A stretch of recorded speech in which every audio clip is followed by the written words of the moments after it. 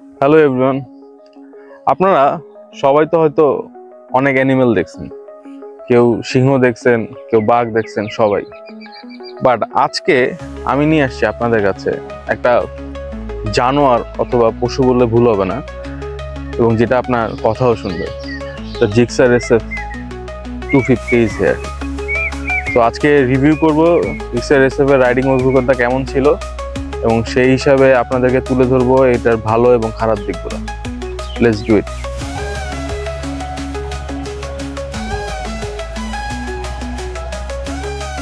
প্রত্যেকটা জিনিসেরই পজিটিভ এবং নেগেটিভ সাইড থাকে।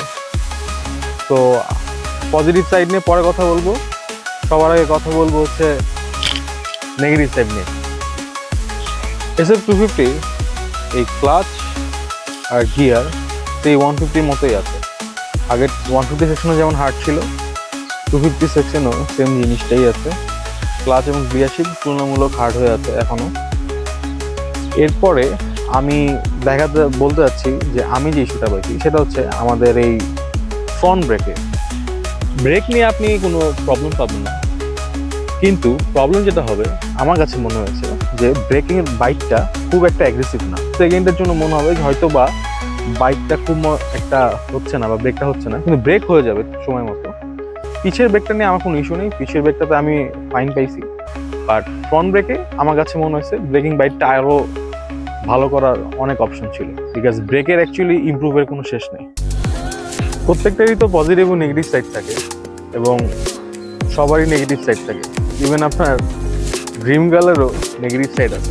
হ্যাঁ, আপনি বাইকে বসবেন, কিন্তু বাইকে তো পা মাটিতে রাখতে হবে, তাই না?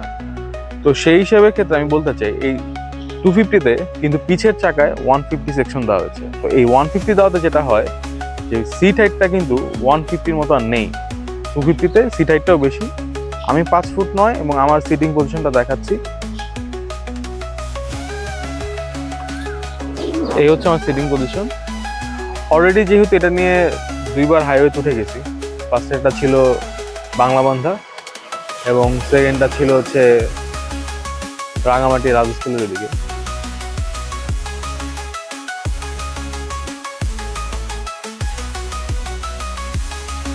আপনি কর্নারিং করতে যাচ্ছেন, হাই স্পিডে ভালো কন্ট্রোল যাচ্ছেন, এই জন্য আপনার দরকার সিট সাসপেনশন। তো এখানে এটাই প্রোভাইড করছে। পিছের সাসপেনশনটাও চেঞ্জ এবং সেই সাথে সামনের সাসপেনশনটাও চেঞ্জ। পজিটিভ দিকগুলো নিয়ে আলাপ করা যাক। প্রোসগুলো হচ্ছে সবার আগে বলবো ইঞ্জিনটা দারুণ রিফাইন। আপনাকে ভাইব্রেশন আপনি ফিল করবেন 8000 RPM থেকে 9000 RPM যখন ক্রস করবেন তখন আপনি ভাইব্রেশনটা ফিল করবেন। এছাড়া এর মধ্যে আপনি কোনো ভাইব্রেশন ফিল করতে পারবেন না। ওয়েট ব্যালেন্স অসাধারণ। আপনার সিটি রাইডে আপনার মনে হবে যে আপনি অ্যাকচুয়ালি একটা 162 কেজি একটা কার্বোয়েটের বাইক চালাচ্ছেন, মনেই হবে না। ওয়েট ব্যালেন্স অসাধারণ, এবং সেই সাথে হাইওয়েতে এটার স্ট্যাবিলিটি মারাত্মক লাগছে আমার কাছে। এটার জন্য হ্যাটস অফ এই সুজুকিকে। আরেকটা ইস্যু যেটা আমি বলতে চাই সেটা হচ্ছে মাইলেজ। হায়ার সিসি অনেকে আসবে, হায়ার সিসি সামনে আসতে থাকবে, আরও আসবে। বাট 250 সেকশনে এটার মাইলেজ আমি সিটিতে এখন পাচ্ছি 34 to 35, এবং এটা শুধু আমি না, মোটামুটি 250 কমিউনিটিতে যাদের সাথে কথা হয়েছে মোটামুটি সবাই 35 মোটামুটি পেয়ে যায়, 33 থেকে 35-এর মধ্যে।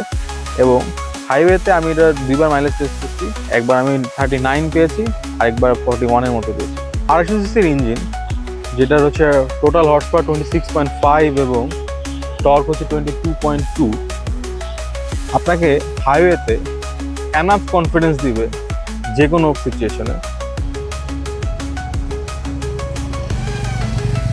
সুজুকি বাংলাদেশের একটা ট্যাগলাইন দিচ্ছে the fastest 250, and actually it is.